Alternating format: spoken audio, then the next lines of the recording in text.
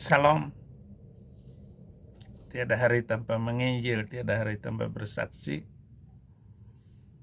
Ini bukti bahwa Islam itu agama sangat damai. Jadi dia sangat damai dengan dirinya sendiri tanpa mengindahkan orang lain. Ini ada orang di Bandung dikeroyok sama yang jenggot-jenggot itu untuk jangan membaca Al-Quran katanya. Iya bener, saya mah ada kayak pengaruh. Maksudnya apa? Jadi begini Pak. Bukan nggak paling naon. Udah tahu saya juga ya. Bukan pengaruh naon. Jadi debatin dulu, bisa ngomong dulu ya. Apa gini Pak ya? Saya tuh agama Buddha, bukan Kristen. Ya. Jadi kita di Indonesia itu kan kita harus saling bertoleransi. Betul. Ya.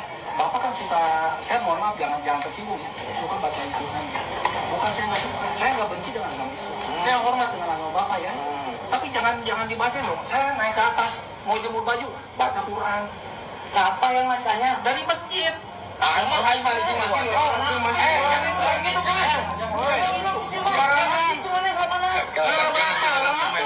Jangan langsung. Jangan. Langsung itu. Sangat anak tuh ingat nggak ada Quran. Salah tuh yang kayak percaya kan aja. Kurang lu bilang. Percaya kan aja tuh. Dia kan argumennya seperti gitu. Ya orang susah argumennya. Ya kalau sebelum mau bawa edan belum ada. Edan percaya kan aja. Dia kalau mau percaya mana kan cicing lah. Terus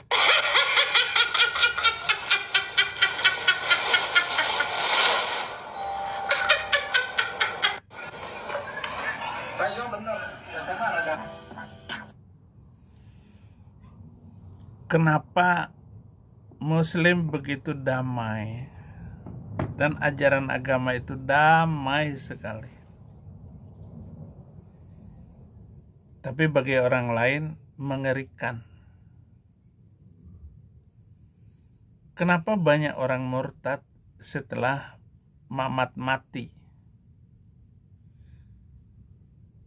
Kenabian dan kerasukan si Mamat cukup sangat diragukan. Dia dicurigai merampok dan mencuri. Parahnya ketika beliau Rasul Gadungan wafat, para pengikutnya murtad.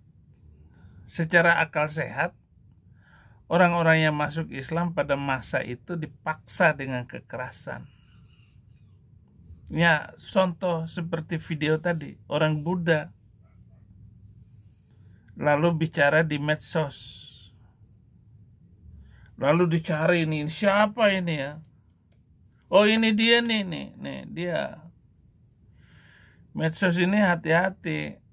Kalau kita punya nomor HP orang itu, maka medsos kita masuk ke HP orang itu. Kalau kita punya berteman di Facebook, lalu kita tampilkan Facebook kita, ditonton oleh orang itu juga. Mengapa Muhammad itu murtad? Ketika dia meninggal, banyak yang murtad dari agamanya. Selama masa Muhammad itu banyak orang masuk agama, terutama untuk menyelamatkan hidup mereka, kehidupan keluarga mereka, harta dan kekayaan mereka, tanah-tanah mereka. Muhammad Nabi Islam akan mengepung pemukiman dan memberi mereka pilihan masuk Islam atau ngek dengan pedang atau diusir dari tanah kelahirannya. Pilih.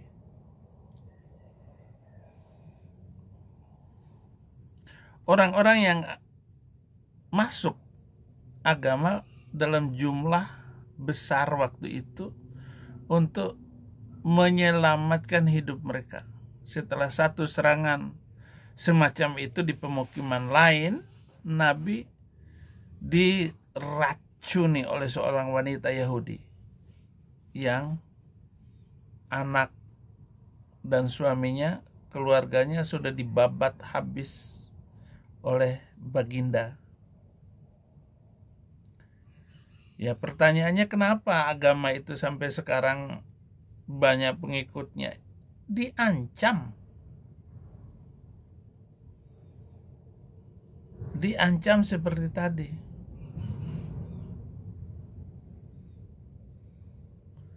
Bagaimana Ibu Meliana, seorang ibu rumah tangga, datang ke warung sebelah menanyakan, bisa nggak toa masjid dikecilin? Hanya dengan itu loh. Ngamuklah orang sekampung itu, sekabupaten, lalu merusak 3 vihara. Dan merusak rumah Meliana, suaminya yang sakit. Oleh pengadilan Sumatera Utara, Meliana dihukum 18 bulan penjara. Yang merusak dan menghancurkan tempat ibadah hanya 3 bulan. Hanya 3 bulan. Hanya 5 bulan. Paling banyak 5 bulan. Nggak ada yang setahun kayak Meliana. Meliana ini korban. Begitu canggihnya hukum di Indonesia. Hukum rimba. Video tadi adalah hukum rimba.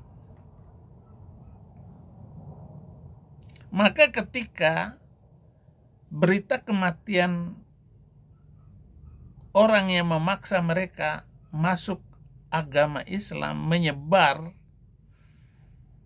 yaitu Muhammad meninggal, orang-orang yang dipaksanya masuk Islam mulai meninggalkan agama dalam jumlah besar. Mereka berpikir, mengapa kita harus terus menjadi muslim ketika orang yang membunuh keluarga kita dan memaksa kita menjadi muslim sudah mati. Tetapi setelah kemurtadan mereka, Abu Bakar mengobarkan perang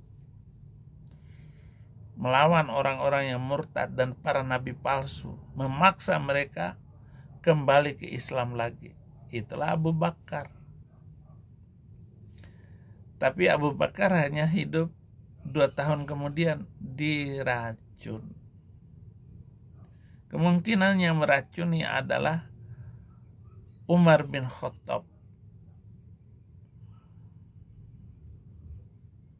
Kemungkinan, karena tidak ada yang tahu siapa yang meracuni Abu Bakar.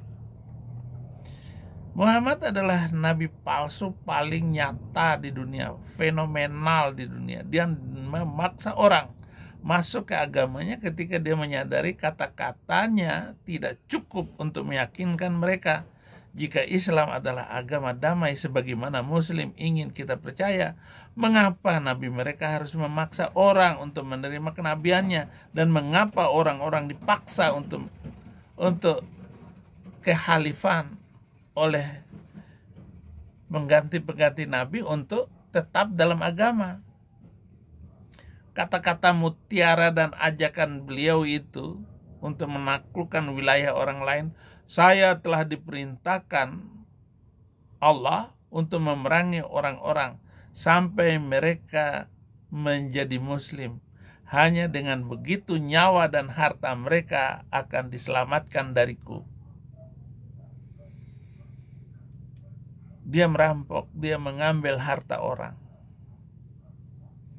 Bahkan kalau nggak dikasih ya udah habis deh, dibabat. Banyak istrinya harus dihidupkan.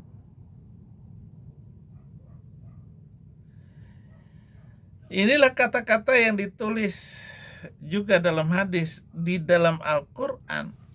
Surat ke-8 ayat 67.